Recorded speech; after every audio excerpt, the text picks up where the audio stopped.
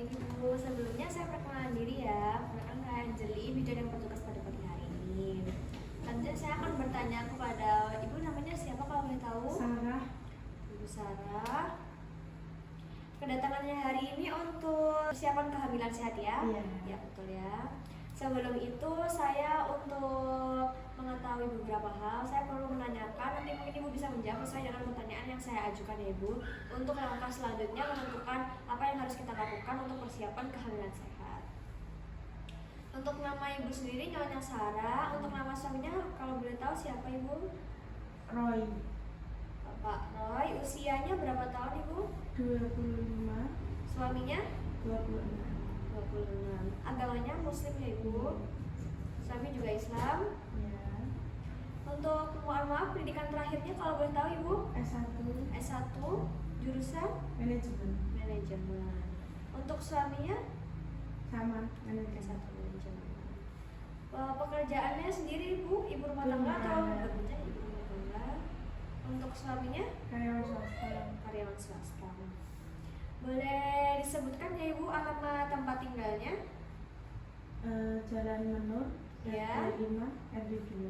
Madiun ya Ibu? Ya. Sebelumnya Ibu datang ke sini hanya ingin mempersiapkan kehamilan sehat atau apakah ada keluhan yang dirasakan Ibu?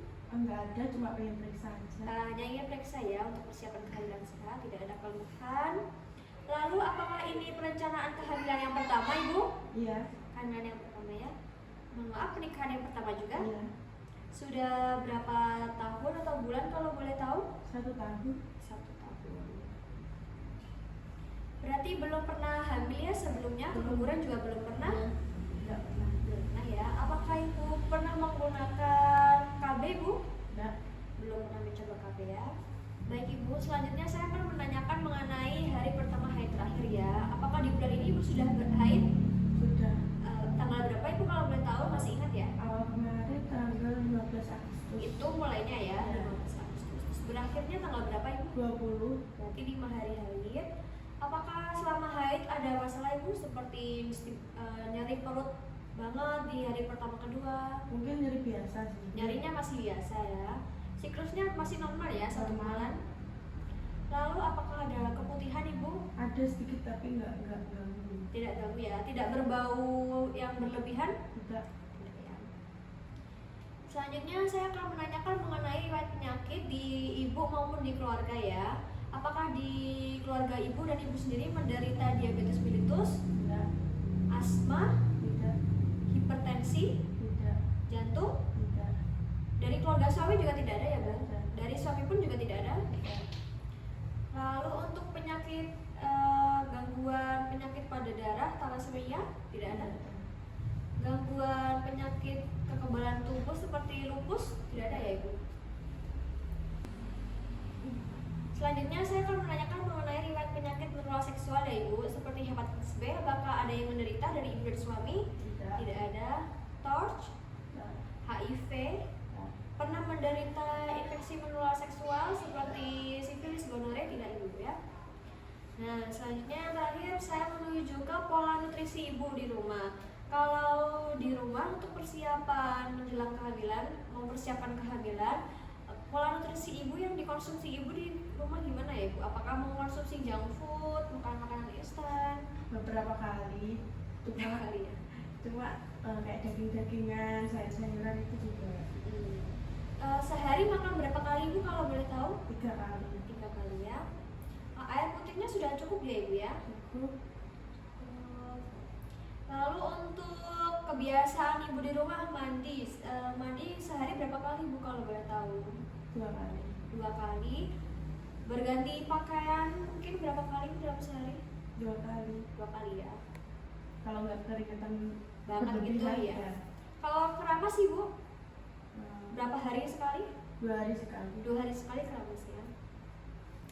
Lalu saya mau menanya ya Ibu untuk kebiasaan merokok.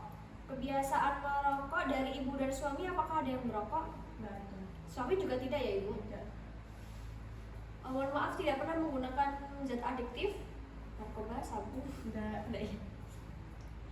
Ibu dulu waktu sekolah dasar itu kan ada imunisasi. Nah, Ibu Sarah ini selalu mengikuti imunisasi apa ada yang kabur-kaburan gitu mungkin?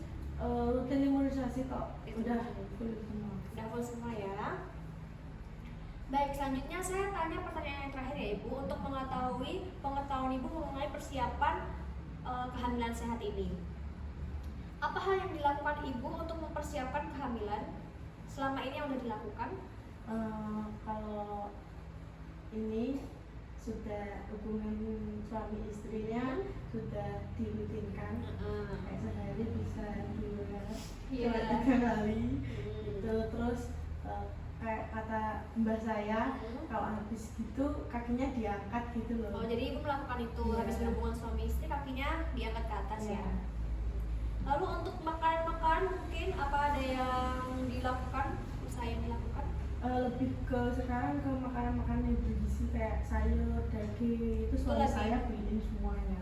Lebih diperbanyak ya? Iya. Baik Ibu, mungkin untuk hal yang perlu saya tanyakan sudah cukup dulu ya Ibu. Untuk selanjutnya ini nanti untuk menentukan kegiatan apa yang akan kita lakukan untuk melakukan persiapan kehamilan sehat. Assalamualaikum. Waalaikumsalam. Monggo Bu, selamat masuk. Ya, selamat datang Ibu, selamat pagi. Ibu hari ini akan melakukan pemeriksaan fisik ya Ibu, betul Ibu? Baik, sebelumnya saya jelaskan dulu ya prosedur untuk pemeriksaan fisik itu nanti akan diperiksa dari kepala sampai kaki. Nah, nanti saya akan melakukan pemeriksaan pada bagian-bagian yang mungkin sedikit privasi bagi Ibu, yaitu di bagian payudara dan genitalia atau alat kelamin Ibu. Apakah Ibu bersedia? Baik, jika bersedia Ibu bisa menandatangan informasi ini ya Ibu ya. Baik, selanjutnya nanti akan, tadi di depan sudah diperiksa tinggi badannya ya Ibu ya? Berapa Ibu tinggi badannya? 160. Nanti untuk berat badannya akan diperiksa di ruang periksa. Setelah ini saya akan melakukan tensi dulu ya Ibu ya.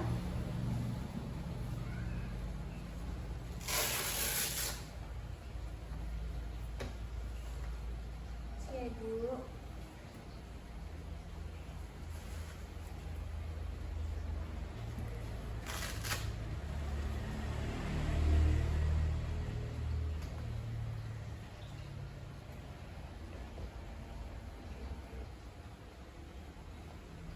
Baik, tesnya normal ya Ibu ya, 110/80, nadinya 76. Setelah ini karena nanti akan ada pemeriksaan pada alat kelamin Ibu, Ibu bisa melepas celana dan nanti akan digantikan dengan bawahan kayak kemben gitu ya Ibu ya. Nanti bisa pipis dulu dan dicuci dulu kemaluannya. Silakan Ibu, saya akan menyiapkan alat dulu ya Ibu ya. Bisa langsung masuk ke ruang pemeriksaan ya Ibu. Ibu bisa timbang dulu ya Ibu ya berat badannya. Baik, Ibu lihat depan, kakinya lurus, berat badannya 70 ya Bu ya. Baik, bisa turun dulu. Selanjutnya Ibu bisa berbaring ya Bu, kita akan melakukan pemeriksaan fisik dari kepala sampai kaki. Terima Bu. Terus ya Ibu ya.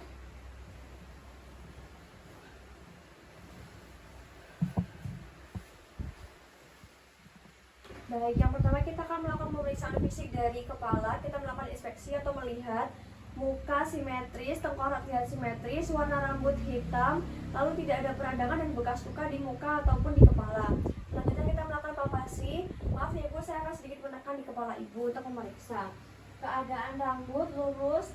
Mohon maaf ya Ibu, terlihat tidak rontok, warnanya hitam, tidak ada ketopek, lalu tidak ada massa, tidak ada pembengkakan. Ibu kalau ditekan seperti ini apakah sakit? Tidak ada nyeri tekan. Lalu keadaan tengkorak juga terlihat normal. Di kulit kepala tidak ada kulit kepala yang kering atau mengelompek, lalu tidak ada edema atau bengkak pada wajah. Selanjutnya saya akan melakukan pemeriksaan pada mata ya Ibu ya. Ibu bisa melihat ke atas Ibu, sklera putih, lalu konjungtiva berwarna merah muda, lalu tidak pucat ya Ibu ya. Setelah itu tidak ada edema pada kelopak mata. Ibu bisa melihat. Ibu mohon maaf Ibu, apakah ada minus atau plus? Mungkin katanya minus ya Ibu ya. Berarti sehari-hari biasa menggunakan kacamata, betul? Ya. Baik Ibu, selanjutnya saya akan melakukan pemeriksaan pada mulut. Pada mulut bibir ibu tidak ada sianosis atau kebiruan, tidak pucat, lalu tidak kering. Selanjutnya saya akan melihat pada mulut bagian dalam ya ibu ya. Ibu bisa buka mulutnya, tidak ada gigi karies, tidak ada pembengkakan pada gusi, mohon maaf ya ibu ya. Lalu tidak ada bercak putih atau jamur pada lidah. Selanjutnya saya akan melihat atau inspeksi pada hidung ibu. Hidung ibu terlihat kesimetrisan bentuk, warna kulitnya juga normal. Dari dilihat tidak ada pembengkakan ya ibu. Lalu pengumpulan setannya masih normal. Selanjutnya saya melakukan penekanan ya ibu ya. Mohon maaf. Apakah ada nyeri ibu jika ditekan seperti ini? Tidak ada nyeri tekan pada sinus. Lalu memeriksa fungsi penciuman ibu. Ibu apakah sedang pilek ibu? Tidak bisa mencium ya ibu ya. Ibu ini saya menggunakan parfum, mungkin bisa dicium? Ya, bisa dicium ya ibu. Tahu jenis parfumnya. Baik, selanjutnya saya lihat ya ibu ya. Maaf, normal, tidak ada polip ya ibu. Saya akan melanjutkan pemeriksaan pada telinga ibu. Ini sih ya ibu.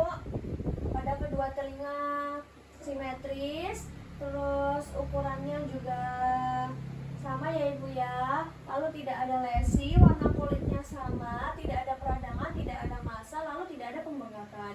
Mohon maaf saya melihat sedikit ya ibu ya. Ini ada kotoran tapi sedikit ya ibu ya, tidak sampai mengganggu kebersihan telinga yang berlebih. Ada kotoran juga tetapi sedikit. Nanti ibu bantu bersihkan di rumah ya ibu ya. Selanjutnya saya akan melakukan penekanan ya ibu ya. Mohon maaf jika ditekan seperti ini apakah ada nyeri? Tidak ada nyeri ya ibu ya. Lalu akan melakukan pemeriksaan fungsi pendengaran dengan garpu talam. Nah, yang pertama kita akan melakukan tes Rina, yaitu dengan di garpu talam ini nanti saya akan menaruh di belakang telinga ibu ya. Jika terdengar, ibu bisa mengangkat tangan, dan jika suaranya sudah mulai tidak terdengar, ibu bisa menurunkan pelancarnya ibu ya.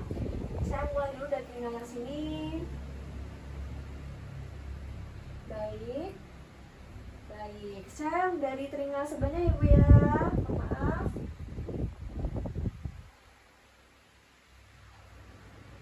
Ya. Lalu menggunakan teknik Weber, yaitu saya menaruh garpu tala di pangkal dahi ibu atau di tengah-tengah di hidung tengah di sini di antara alis. Nanti ibu kalau mendengar suara sama seperti tadi ibu bisa diangkat tangannya, jika sudah tidak terdengar bisa diturunkan. Isi ya ibu.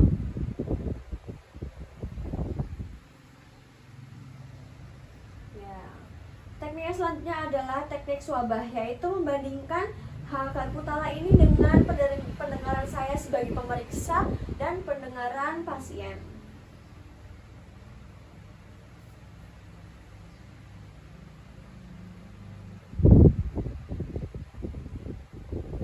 Satunya ya ibu ya.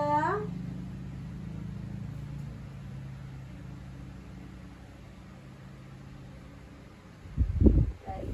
Selanjutnya saya akan melakukan pemeriksaan pada leher. Saya raba terlebih dahulu ya ibu ya. Untuk lehernya mohon maaf, untuk memeriksa kelenjar getah bening, kelenjar tiroid, vena jugularis dan limfa. Tidak ada pembengkakan pada vena jugularis, tidak ada benjolan. Lalu ibu coba menelan. Apakah ada rasa sakit ibu? Tidak ada, leher normal. Selanjutnya saya akan melakukan pemeriksaan pada dada ibu. Akan pemeriksaan pada dada ibu ya, melakukan inspeksi dulu, melihat kesimetrisan bentuk dada. Ibu mohon maaf saya buka dulu ya ibu ya. Dada simetris, ada gerak pernafasan, lalu warna kulit dadanya merata, tidak ada retraksi gangguan jaringan parut, dan tidak ada tarikan dinding nafas pada dinding dada bawah. Selanjutnya palpasi. Mohon maaf ya ibu, saya tekan. Ibu bisa tarik nafas, lalu buang, ada gerak dinding dada, lalu mengecek taktil fremitus. Ibu bisa mengucapkan kalimat 777 ya ibu. 1, 2, 3. 7. Ya cukup. Pemeriksaan perkusi pada batas-batas paru-paru kanan dan batas-batas paru-paru kiri. Maaf ya ibu.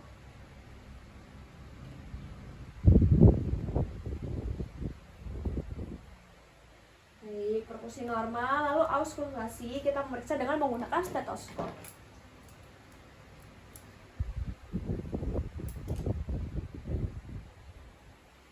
Kita akan memeriksa pada bagian anterior batas-batas paru-paru secara sistematis. Tarik nafas ibu. Tarik nafas ibu. Tarik nafas lalu buang.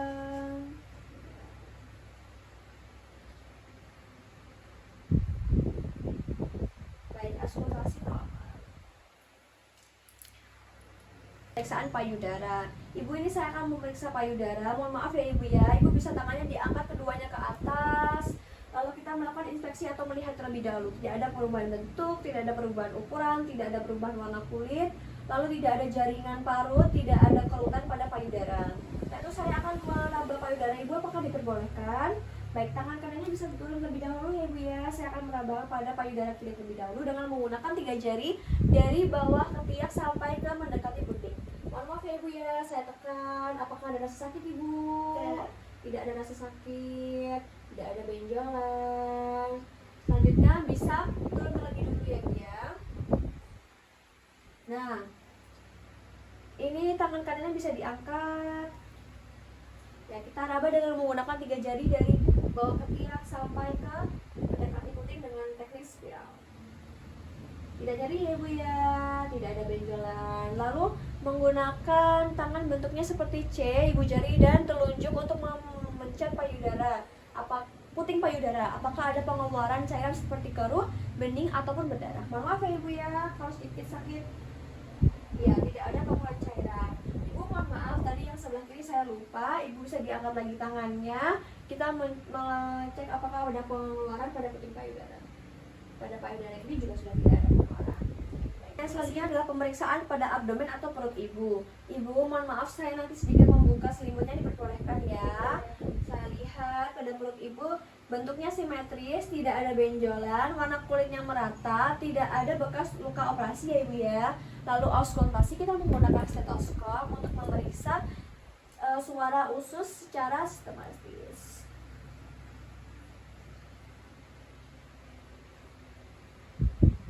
Frekuensi usus normal yaitu 15 kali per menit. Saya akan melakukan penekanan sedikit ya Ibu untuk melakukan teknik perkusi.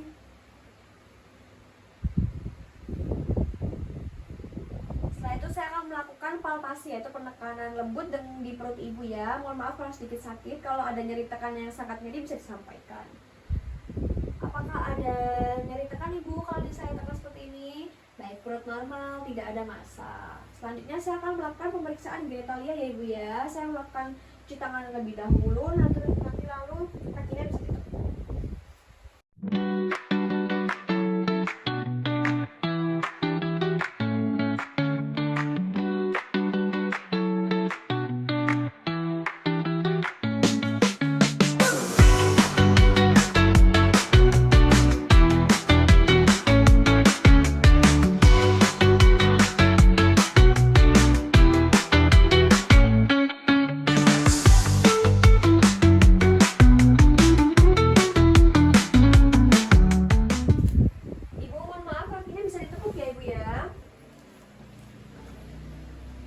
Baik, menggunakan sarung tangan.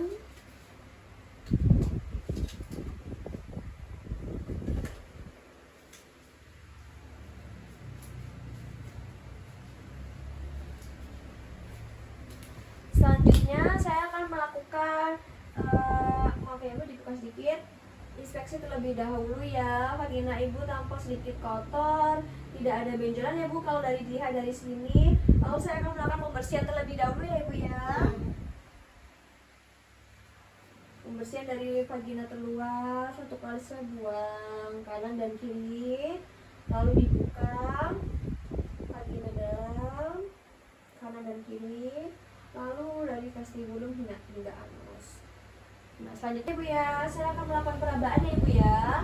Apabila saya tekan seperti ini, apakah sangat nyeri? Tidak ya Ibu ya, tidak ada nyeri tekan, lalu tidak ada benjolan dan tidak ada massa. Baik Ibu, ini sudah selesai untuk pemeriksaan pada alat kelamin. Kakinya bisa lurus kembali ya Ibu ya. Ibu ya, untuk ekstremitas atas dari lengan dan nanti ekstremitas bawah. Saya mulai dari ekstremitas atas terlebih dahulu ya Ibu ya.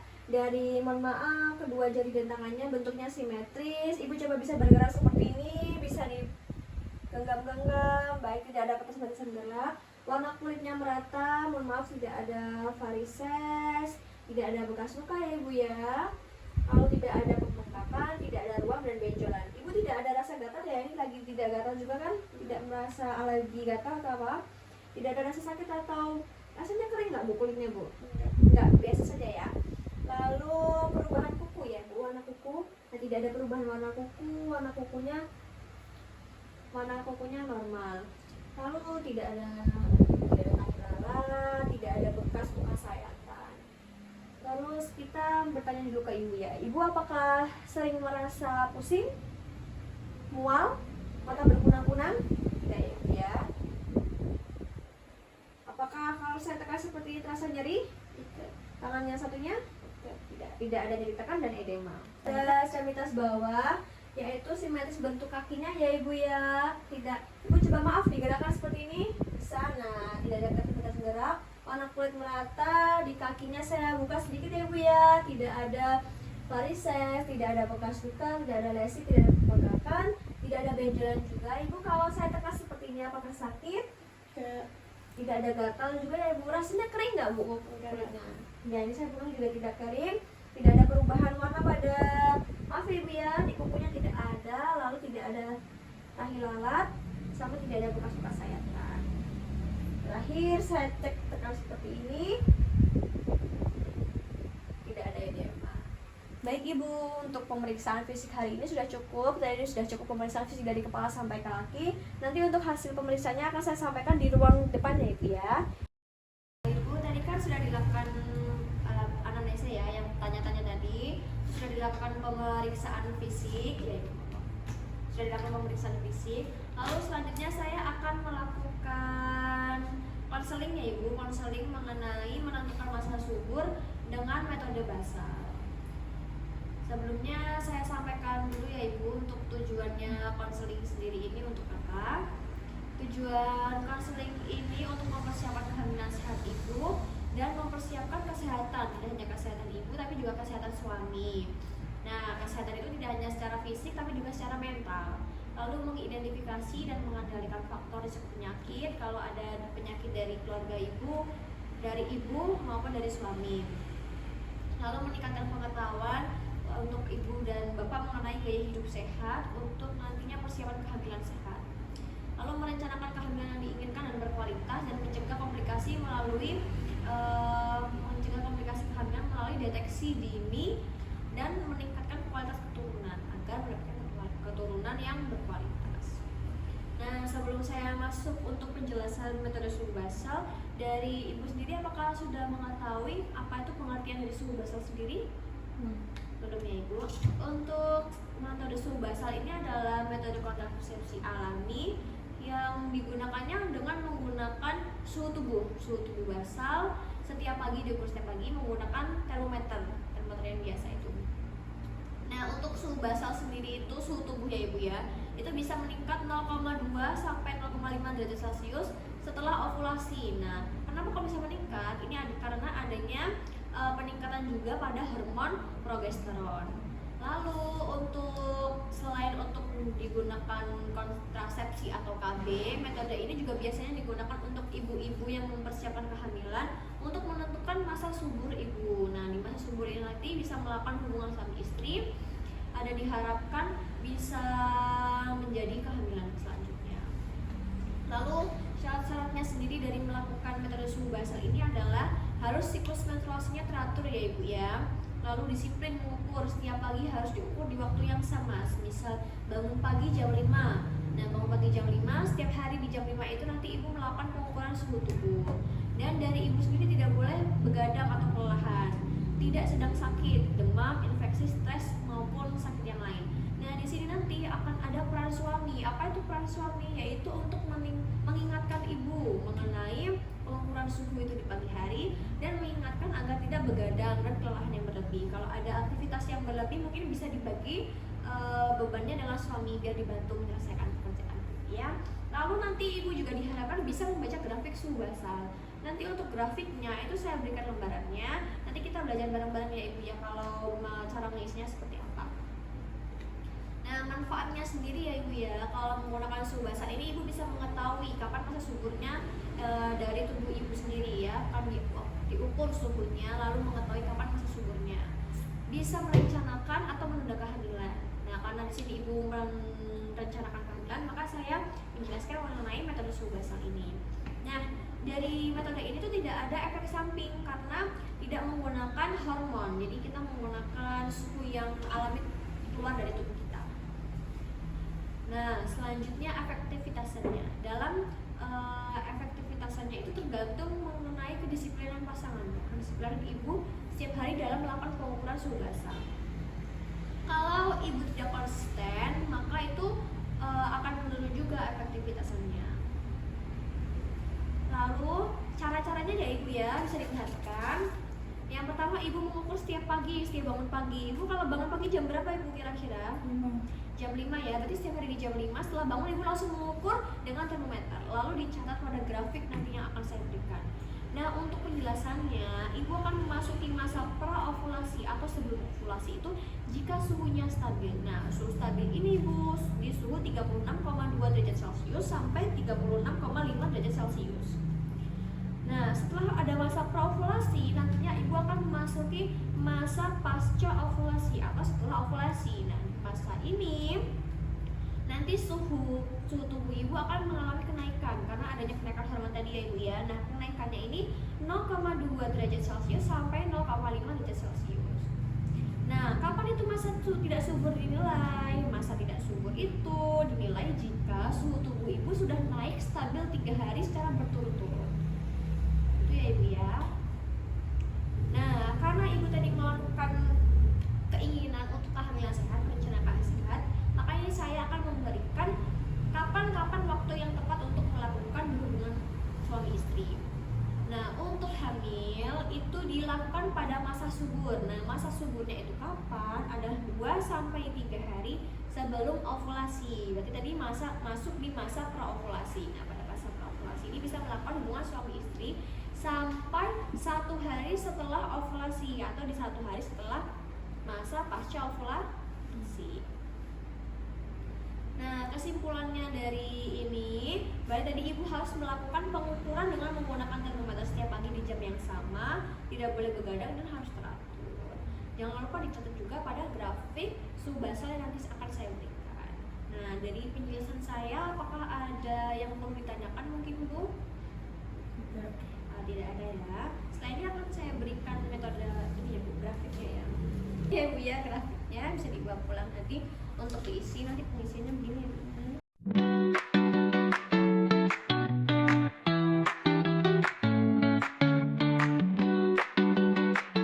Tadi setelah dilakukan anamnesa, tanya-tanya pemeriksaan fisik, sudah saya jelaskan mengenai konseling metode suhu basal. Nah, untuk salah satu persiapan atau screening menuju kehamilan sehat itu perlu diadakan deteksi dini psikologis dan prakonsepsi. Nah, saya di sini menggunakan metode SRQ 20, yaitu dengan mengajukan 20 pertanyaan kepada ibu.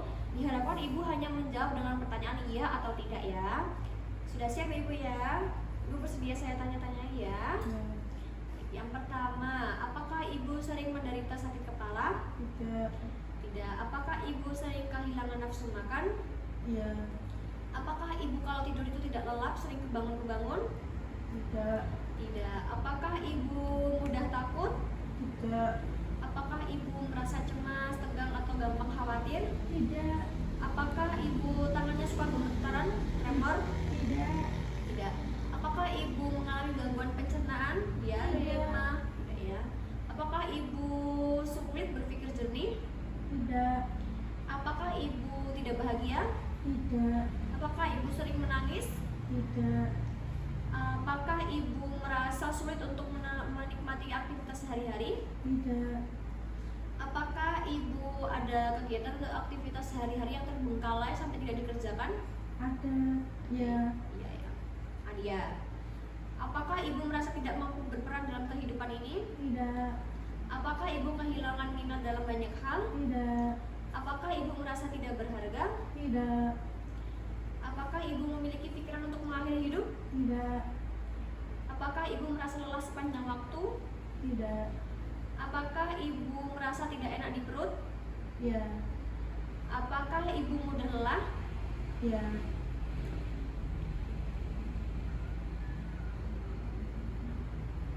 Baik ibu, dari kesimpulan yang sudah saya tanyakan, itu ibu menjawab dengan 4 iya. Nah, kesimpulannya dari screening ini mental sehingga ibu bisa selanjutnya mempersiapkan diri untuk kehamilan sehat ya. Baik, dari serangkaian hari ini mungkin sudah cukup ya ibu untuk persiapan kehamilan sehat. Semoga nanti di sesi selanjutnya sudah dapat kabar baik kalau ibu sudah hamil ya. Terima kasih ibu sudah datang kemari.